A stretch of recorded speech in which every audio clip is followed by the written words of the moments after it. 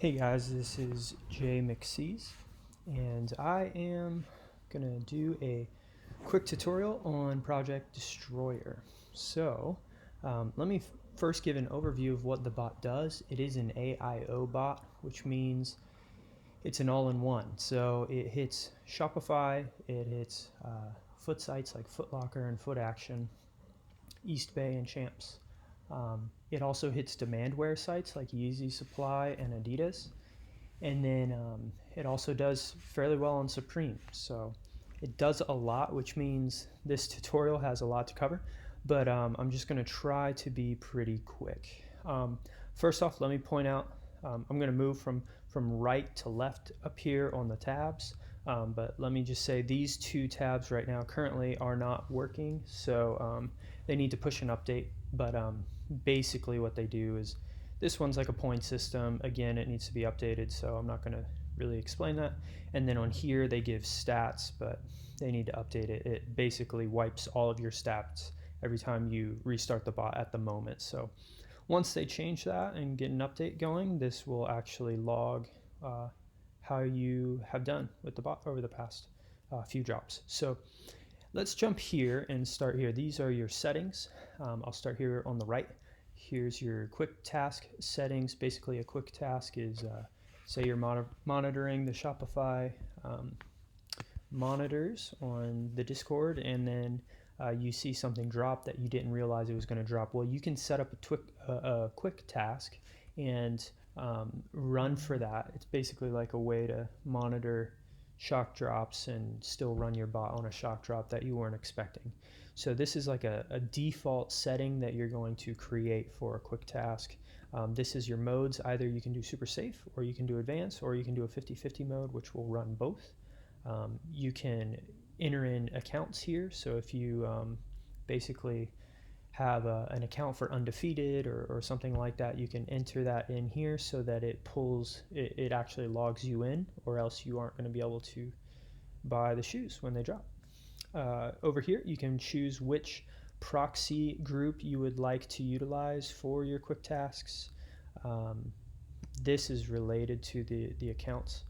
You can actually choose an account group where it'll enable you to actually run more than one or two tasks on a site that requires an account.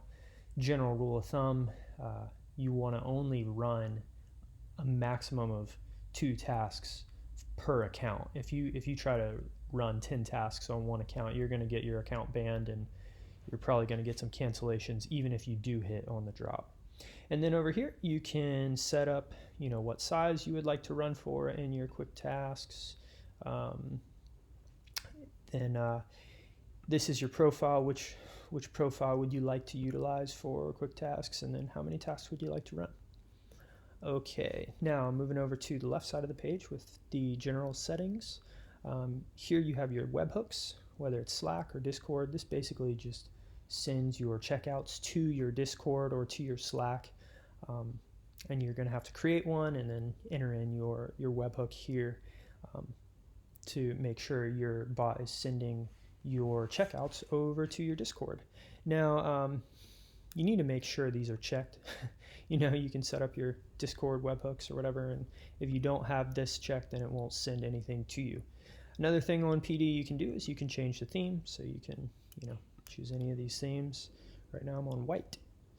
The only thing over here I want to really hit on is the waterfall monitor. So a waterfall monitor is basically, if you turn this on, it will, let's say you have 100 tasks. Well, one of those tasks will monitor a site, and once your keywords hit or your URL shows up on the website, that one task will start, and the rest of your tasks that are on waterfall monitor will then follow suit. So this can help if you have 100 tasks or something like that, and you don't want to waste data just monitoring a site. That's a good way to save some data. I usually don't have it on personally, but got to figure out what's best for you. All right, so let's jump over to rates. So basically what a rate is, this is for Shopify sites. This is to speed up your checkout. So when you are on a Shopify site and you get to the shipping page, this will have that already established for you, and it'll basically skip a step, if you will. It doesn't really skip it, it just really speeds it up when you're in the checkout mode. So this can save you, fractions of a second, but that can actually be really helpful when you are trying to, cop. So there are a couple ways to create a shipping rate. You can either do it in an automatic sense or in a manual sense. So if you're doing it in the automatic sense, basically what happens here is, let's say your Discord provides you with some shipping rates. I know like Balco, for example, they'll give you shipping rates for every one of their sites, or for not every one of them, but like all of the main sites that you're going to run on. And so you can just like copy and paste a shipping rate. You can also do it manually. So if you want to go to Kith, and then if you want to get a shipping rate but you don't have one at your disposal, then you go to a product on Kith's website, you copy the URL, you drop it right here, and then you create new, and it will create a shipping rate for you. All right, one last thing just to point out is, this is mainly for Shopify, and just FYI, at least, as I'm recording this video, PD has some work to do on Shopify, so I personally am not spending a ton of time running PD on Shopify. I use a different bot for that, but it does work and it does have success every once in a while, but it's a limited amount of success. So if you're looking for a Shopify specific bot, just keep that in mind. This isn't, at least at the moment, the best bot for Shopify, but they're working on some updates, so we'll see what happens. All right, let's keep going. So accounts. An account is necessary on a site like Undefeated or a site like Concepts. And so what you can do here is you can create sites, or create a list of accounts for these different sites. There's a couple different ways to do it. Either you can do it in a global pool. So a global pool is, let's say on Undefeated and on Concepts and all these different sites, let's say you always use the same email and passwords. Well, then you can just actually create a global pool of accounts and, do your 5, 10, 15 different accounts that you typically use. And you can just always choose your global pool, and that will be good for every site. Another way to do this is, if you do use different account or different emails and passwords for different sites, then you can create site-specific accounts. So let's do like Undefeated 2, and you can just start entering in, different accounts. And the way to create an account is you put an email, and then you do the colon, and you do your password. So let's create the group. So now I have, there you go. So another cool feature here is you can just to make sure you entered in your information correctly, you can test your accounts. Obviously these accounts are not going to work because they are not real. All right, let's keep going. So let's jump over to the proxies now. The proxies section of the bot is similar to the accounts section in that you can create these groups. It looks very similar, as you can tell. A lot of the same features. You can test your proxies. You can create different groupings of proxies depending on your provider. You can also create a global group of proxies. So that's helpful. I'm not going to cover this over here on the right. This is in beta. It's not really, of value right now. And this is a pretty limited video, so I don't want to waste time there. But yeah, so let me just show you really quickly. It's pretty straightforward. If you want to create a group, let's say, you have your laced account or laced proxies, then you just, create a group, and then you go over to your laced dashboard, you copy and paste your proxies and drop them here, and you'll get a whole, you'll have your group of proxies. You create your group, and now as you can see, I have my laced group right here, and so I can choose that when I want to run some resis on a site.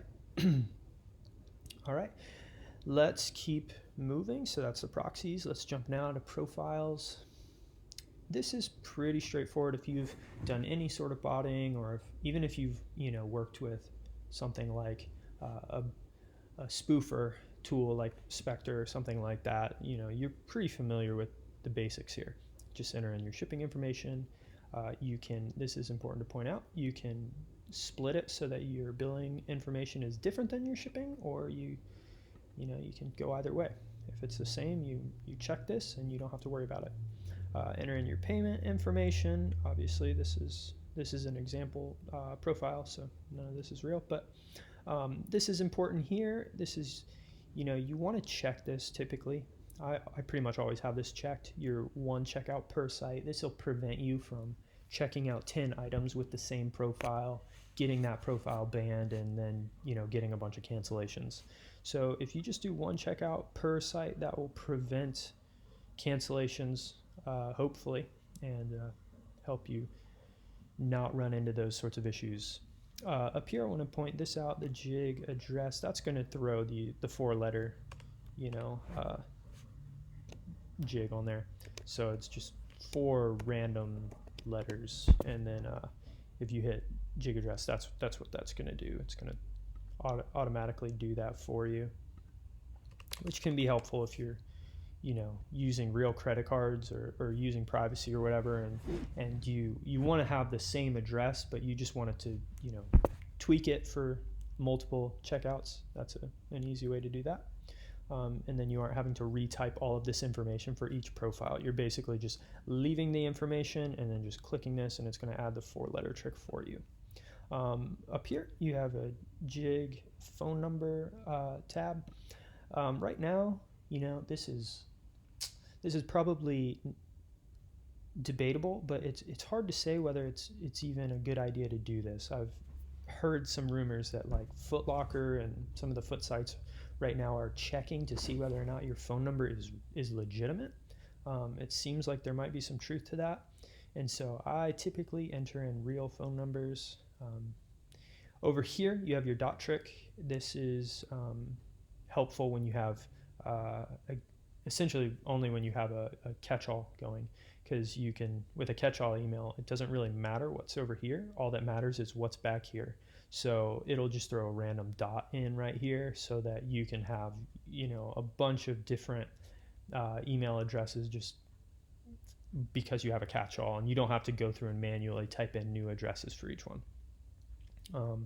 All right, well, before I jump over to the tasks and the dashboard, because that's really like the bread and butter of any bot, I want to jump over here to the right side, because there are 2 specific tabs over here that are really important. The one is your captchas, and then the second one is your cookie harvester.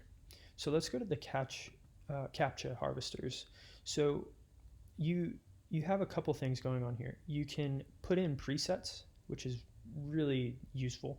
These are like, you can save all of your catch-all or your captcha presets, because with your captcha, you're going to want to put in an email and a password, so that it has to be a Gmail, but you want to put in your Gmail and password there so that you can actually log in on your captcha and watch YouTube or whatever to increase your chances of one-clicks, or at the very least less difficult captchas. And then up here, if you want to throw in proxies, which is a good idea if you're running more than one captcha, you're going to want to throw in some proxies too.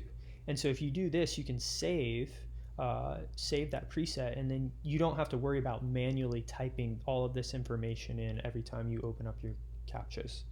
So that's helpful. But you notice that, I don't know if you can even see it really, but the arrow right here, when you hover over it, turns kind of purple, and then that's when this shows up. If you just click on it, it's just going to open up your captcha harvester, and now you're going to be left manually entering in all that information. All right, the next part of the bot that I want to point out is the cookie jar. As you can see right now, I am harvesting cookies on a foot site, on Foot Action. This is one of the, to be honest with you, this is kind of one of the downsides to PD, but hey, it works. So what are you going to do?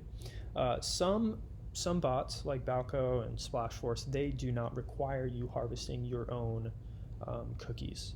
However, with PD, they do want you to harvest your own cookies, but they give you this little harvester. There are really two ways to harvest cookies. They give you this automated harvester, and then they also, you can manually do it with a script. They give you a step-by-step guide on how to do that in the PD Discord. And little side note here, but I think the PD Discord is one of the better bot Discords out there that I've been a part of. I've limited experience in all of the different bot Discords, but in the few that I've been in, PD has definitely been the most helpful. They're quick to answer tickets, and I just say that because if you have questions on the cookie jar or the script, and you're having issues, open up a ticket, ask them. They can usually help you. But like I said, they have a step-by-step guide for the manual harvester, but the cookie jar harvester usually does well. As you can see, I'm just like racking up cookies right now. Here's how this works. So with PD, they recommend having a 5-to-1 cookie to task ratio. So you need 5 cookies for each task. And cookies are needed on Foot Sites, on Adidas, on Yeezy Supply, on Converse. There's a couple others, but those are the main ones that you're going to be using PD for, because that's where PD has its most success. So on Foot Sites, they typically tell you to utilize what they call a 50-50 rule. So within 1 week of a drop, so if there's a drop this Saturday, starting Sunday, starting Monday, you're going to start generating cookies. And you're going to want to do 50% of your cookies, 1 week in advance, and then the other 50% the day before. So, Monday, Tuesday, Wednesday, you do 500 cookies.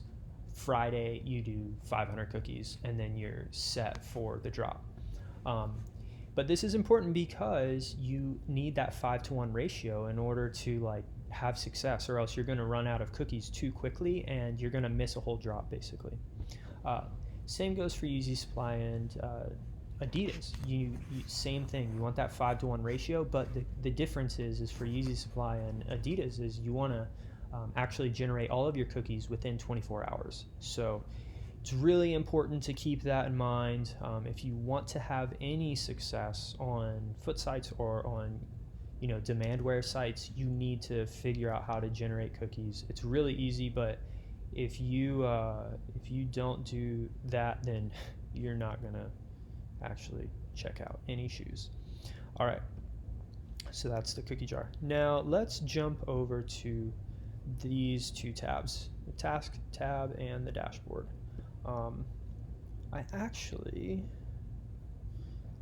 Let me actually show you how to what it looks like when you're doing a foot site. Let's do champs. So with champs, you're typically going to do a skew. And it's pretty simple. You're going to have something like that. That's going to be like a typical skew, and then basically all you're doing is you're specifying the skew. You're choosing your proxy group, whichever proxy group you want. I just created lace, so let's use laced. And then you can either do a custom delay or non-custom delay. I'm in expert view right now. If I'm not in expert view, then I'm not able to do this custom delay. To be honest, the expert view is not, obviously it doesn't change much. If you're new to botting, don't worry about it. It's not a big deal, but it's just a way to do custom delays. So that's what's going on there. Over here on the right side, this is where you choose the size you're going to go for, and you choose your profiles. So let's say you're going to go for a Yeezy dropping on champs, and you want to do base sizes. Go over here, choose your sizes, and then if you do just one profile, you're going to create 1, 2, 3, 4 tasks. Okay, but if you want to highlight both, now you're going to do 1, 2, 3, 4 for both profiles. So you're actually doing 8 tasks. So that's good to keep in mind. You can create a lot of tasks very quickly on PD, which is nice. Another thing you can do is you can throw here 10, and so now you're making what 80 tasks basically, and something that is nice. You can do a lot of tasks very quickly on PD, especially with something like foot sites.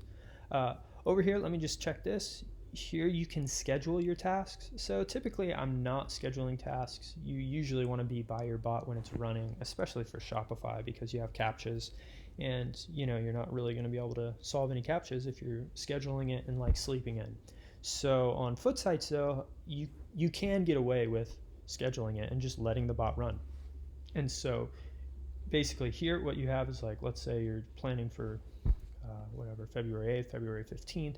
You choose the date, and then you choose the time you want your bot to start, what time you want it to stop, and then this right here is where you change delays. So let's say the drop is at 7 a.m. and you want to monitor the site before the drop actually happens. So you want to have high delays for from 6:45 until 6:55, and then at 6:55 you want to drop your delays.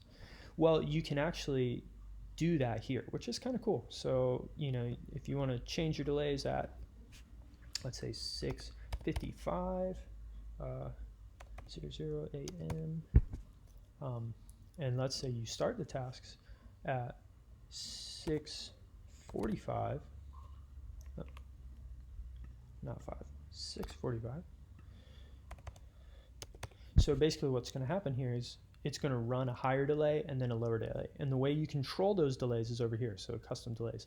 So if you want to start out at 5,000 and then 6:55 you want to drop your delays and you drop them to 3,000, that's how you do that. Kind of a cool feature. If you unclick schedule, then none of that's going to happen. If you unclick schedule, then it's not going to change from one delay to another. It's just going to stick at the first delay. Okay, well, that's pretty straightforward. Let's now jump over to the dashboard, and there's a lot going on here. So let's start working through this. I created a couple of tasks here just for example. Basically, you can start a task, you can pause a task, you can delete a task, edit a task. As you can see, this was a task that I made earlier, and now I can, if I want to change the size to a 6, I can do that, and you see it went from a 6.5 to a 6. If I want to change my proxy group, I can do that, and now it's going to run from a different proxy. Here I can click this if I want to just duplicate the task. You see it just duplicated down here. And then these two buttons right here, these two tabs, will actually change depending on what site you're running. So for instance, if you're running on like Yeezy Supply, there's a way to auto checkout. So basically you make it through Splash and the bot will automatically check out for you. Or if you don't want to risk that, you can actually do a manual checkout. And so if you're on like Yeezy Supply, what this button will do is, once you pass Splash, you click this button, it'll pop up with a browser here in the middle of your page, and then you can manually check out.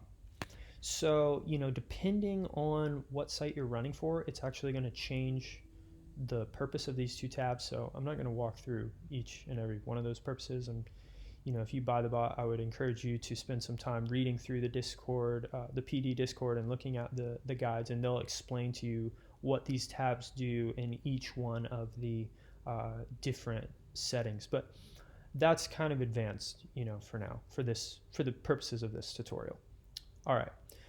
So like I said, you can edit here. Another way to edit, like mass edit, is up here. So let's say you want to edit all of your Kith tasks. Well, you can go to here and you can edit. Let's say you got an early link all of a sudden, and you can just basically add in an early link here. Let's say it's kith.com. Well, if you save that, you notice that all of your tasks just changed that were, on the Kith site. So that's a nice feature there. You can do mass editing. You can change your delays. I was wrong earlier when I said so back here, let me actually clarify this. So I was saying if you schedule it, that's the only way to change delays. I was misspoken. So if you do not schedule this, but you still want to put in 2 sets of delays, the way you change from this delay to this delay is by clicking this. So if you click that, it's going to run, all of your tasks are going to change from your first delay setting to your second delay setting. So sorry about the confusion there. Another, couple of things here. You can start all, if you only want to start your Kith tasks and not start all, because this will start all of your tasks regardless of the site. Whereas if you go up here, you can, you can start all of your concepts or all of your Kith, or stop all of your Kith. You get the picture. You can also clone like all of your Kith tasks. So that's what's going on up here. Let me jump over here because there are a couple of important things, especially here. So if you want to import or export all settings, which you will want to do, like if you're switching from your home desktop over to a server, you're going to want to export all settings, and then when you open up your bot in a server, then you can go over here and import all of those settings that you exported from another instance elsewhere. So that's a helpful little feature there. And this is similar. If you don't necessarily want to export all of your settings, that's going to literally take like everything in this bot and move it to a different instance where you have it open in a in a server, and it's going to save all of your settings, everything. Whereas if you just want to export your tasks, you can do that here. And then when you go to your bot in the other location, you can import those tasks. Same is true of the cookies. You can export all of your cookies. So that's what I'm going to do right now. Right now I'm running on my local IP, and then I will export all of these cookies, bring them over to my bot, and then import them when I actually want to run for a drop. So other than that, that is the bread and butter of this bot. Hopefully this was helpful. If you have any questions at all, feel free to open up a ticket and we can help you out in our Discord. And like I said, I'd encourage you to go over to the PD Discord and open up a ticket there. They're usually pretty helpful. At least I've found that they are. Hey, good luck copying. Hopefully you guys have a good experience with PD as I have, and we'll see you in the Discord.